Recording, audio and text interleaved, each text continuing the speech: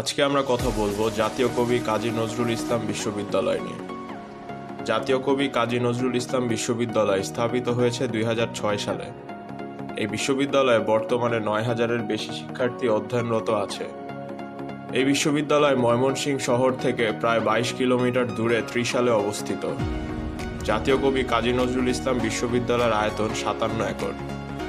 জাতীয় কবি কাজী নজরুল ইসলাম বিশ্ববিদ্যালয়ে কিছু বিভাগে সেশন জট আছে, আবার কিছু বিভাগে সেশন জট নেই। বিভাগ ভেদে সেশন জট 6 মাস থেকে 1 বছরের হয়ে থাকে।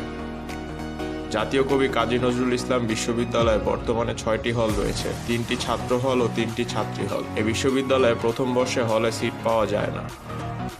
এই বিশ্ববিদ্যালয়ে শহরের নির্ধারিত রুটে নির্ধারিত সময়ে বাস সার্ভিস চলমান থাকে। জাতীয় কবি কাজী নজরুল ইসলাম বিশ্ববিদ্যালয়ে টিউশন সুবিধা অনেক ভালো নয়, আবার অনেক খারাপও নয়। শহরে টিউশন সুবিধা মোটামুটি থাকলেও বেশিরভাগ ক্ষেত্রে সম্মানী হয়ে থাকে 2,000 থেকে 3,000 টাকার মধ্যে।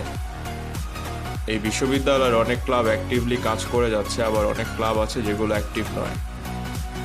এই বিশ্ববিদ্যালয়ে পড়তে হলে কোনো শিক্ষার্থী যদি হল সুবিধা না নেয় তাহলে তার মাসিক খরচ হতে পারে 4,000 থেকে 6,000 টাকার মধ্যে। এই খরচ সম্পূর্ণ একটি শিক্ষার্থীর জীবন মানের সাথে সম্পর্কিত। বিশ্ব র্যাঙ্কিংয়ে জাতীয় কবি কাজী নজরুল ইসলাম বিশ্ববিদ্যালয়ের অবস্থান 6,000 থেকে 7,000-এর মধ্যে।